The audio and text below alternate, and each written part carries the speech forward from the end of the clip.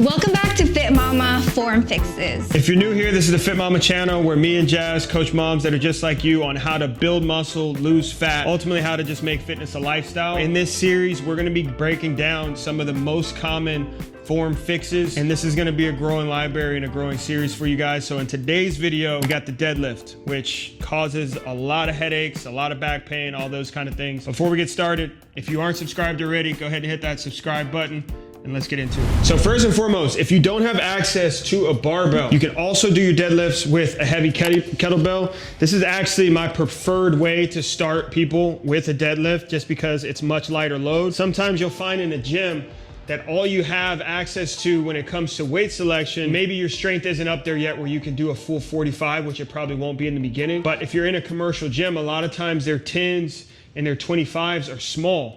And this is where we see a lot of back pain happening just because it's unnatural. When you have a 45 on the bar, and we'll show you what it looks like when we get to it, but when you have a 45 on the bar sits at a certain height. And you have the small 10-pound plates or the small 25-pound plates on the bar, then the bar is gonna sit much, much lower, which causes your back to flex. And a lot of times that is what's creating the lower back pain. We have full-size 10s and 25s that we can use here, but if your gym doesn't have it, we would definitely start here. With a kettlebell, a heavy kettlebell, you can also do this with a heavy dumbbell. To start, you wanna make sure that it's positioned just underneath you, not out in front of you. So another key area when we get to the barbell too is if the weight is out in front of you, your back is gonna be like this. this. Now you try and pick it up. As soon as that weight leaves the ground, you're gonna come to your shins by default to get it up, right? And that creates a lot of movement, but it creates a lot of movement in your lower back. And now you're talking about a low back injury. If the weight is just underneath you, in order to get down there, you gotta do what? Push your hips back to get down there, right? So go ahead and show them what the setup looks like. So it has to be real close to your shin. So it has to be grazing your shin. Yeah. Almost. Yeah, so if it's right there, if you're gonna go down and set up like you're about to lift, go ahead and, is that too heavy for you right now? No. She's pregnant, for those of you who don't know. And you can lift when you're pregnant. Yes, so if you're pregnant, that's out there. Yeah, go ahead. My doctor told me working out is not gonna cause you to have a miscarriage. The key is just to not overexert yourself. You're not hitting PRs and all of that. I am lifting lighter weights during this time and feeling myself on. Normally she deadlifts over 200 pounds easily. So this is a lighter weight for hers.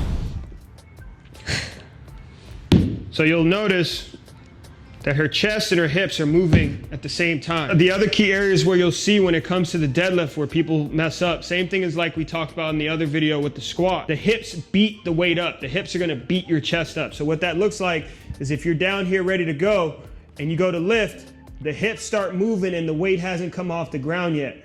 So in that situation, it's gonna look like this. And now you just lifted that weight with your back. Because if you saw, my legs stopped working. So if I do it wrong, my legs stopped working here. Now the rest of this is all back trying to lift it up, right? So you want your legs to be working from the start.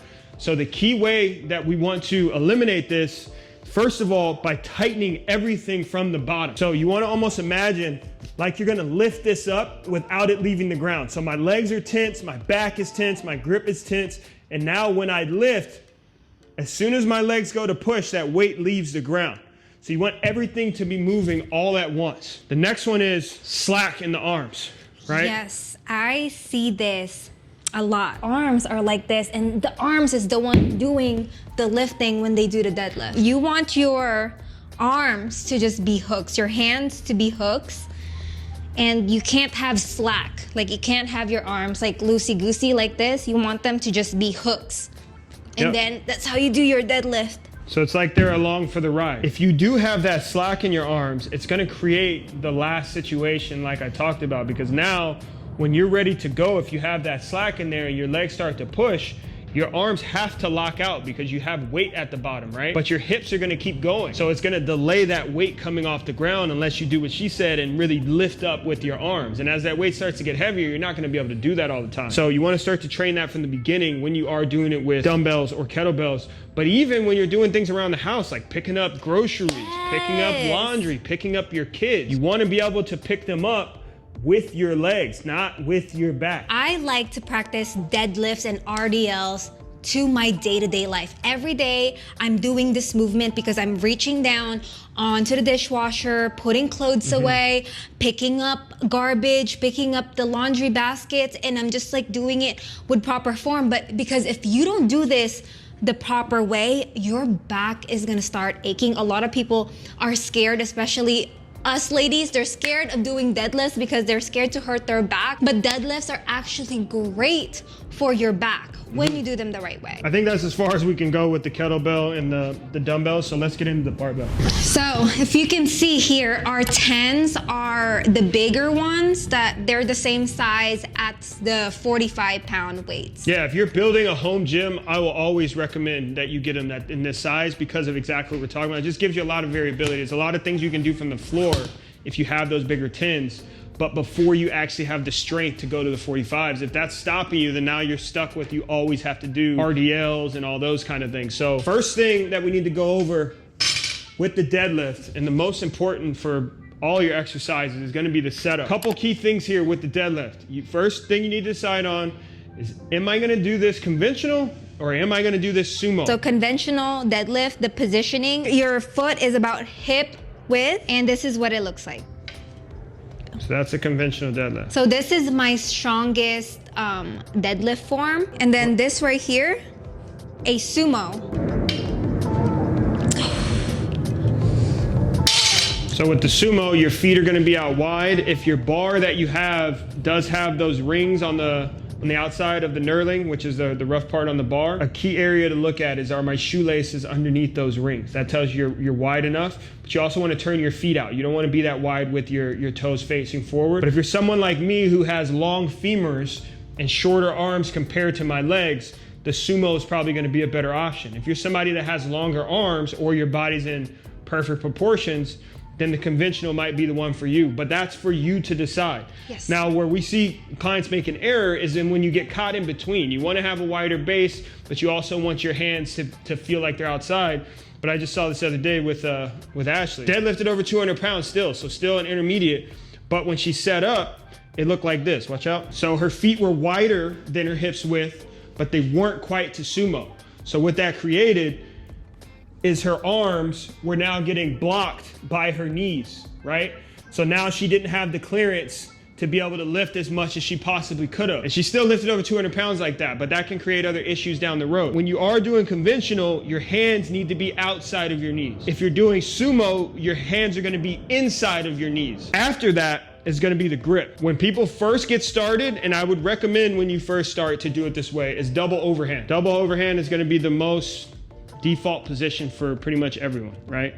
So that's just both hands over top. Once the weight starts getting higher for you, and especially when it comes for women, your first thing that's gonna fail is your grip, not your legs. And if you don't have the grip, it doesn't matter how strong your legs are, you're not gonna be able to get up. It's just gonna slide. It's just gonna slide right out of your hands. So a key way to overcome this is by going to an alternate grip, which is one hand over, one hand under. So it's like this. This Right. is my favorite grip. I feel like this is my strongest grip. Right. Now, as you start to get even heavier, this is not even gonna save you when it comes to grip. So this is when you would start to look at things like chalk or lifting straps. You wanna grab that strap over there? But a lifting strap looks like this. The way you use these is you just go around your wrist with it, you put it right through the loop, and then this strap goes through your index and your thumb. And then you just wrap this around the bar and it creates more grip for you. So this will take a lot of the weight off the bar for you. I love these. A lot of people hate them. Don't be hating. She loves these. I love these. There's so a whole ass metal grip on here for you. So you don't even have to grab the bar. But one of the reasons why I don't like those is because you don't. It feels weird. So when you first start using this, it feels really weird until you become comfortable in using them. A lot of people that I have showed this to, they don't like it, but I love it. I love it so much. One of the other key reasons why I don't like them though is because it's taking away the grip training that is very, very important when it comes to lifting heavier. So working that grip is important. Like when you start to do pull-ups, she likes to use them on pull-ups too, but they also do protect your hands from calluses and things like that. Because I feel like I could just hang forever. And you probably can. If your deadlifts are too far from your shin, then you're gonna pick it up like this. with your back, and you don't want that. I don't want to hurt my back right now. Yeah, so you want to make sure that bar is either touching your shins or at least covering the bows on your shoelaces. Now, when you're standing up, that's gonna feel like, damn, that's way too close. But in order to get down there, just like we talked about before, you gotta push your butt back to get down there. Right here. Another key area where I see people make a mistake is trying to squat the weight up. They're thinking about the setup is like it's a squat. It's not a squat, it's a deadlift. So it's a hip hinging movement. So your hips are gonna start off much higher than the squat. Like this. It should look, yeah, exactly. Butt should be facing that way, right, not the floor. So you wanna be thinking about that tailbone. You're trying to not only push it back, but you're trying to lift it up. So you wanna create that arch there in your low back. So you don't want your tailbone tucked in this lift. You don't want to be like this. It's going to be very, very hard for you to lift from your hips. So in order to create that hinge, you got to push your tailbone back. Now, the other piece is going to be just like we talked about in the squat video. If you haven't watched that one, go check that one out. But it's breath control, right? Bracing your core before you lift. In a deadlift, everything needs to be tensed and braced and ready to go before you actually lift, or else you're going to start to create power leaks. When you have a power leak, it's gonna create a lot of movement in the bar, and that's when injuries happen. So if you can tighten everything up before you ever lift that bar off the ground, all you have to do is push your feet through the floor in order to get the bar up. Now, what I'm looking for when I'm training somebody is the click, right? That little click, the weight's not moving, but I can hear the click. Once that click is there, now I know, okay, everything's ready, she's ready to go. So before every rep, you should do that. Another key area here that creates lower back pain, especially when the weight gets heavier, is lowering the weight down. When you're going back down, do not do a negative like this.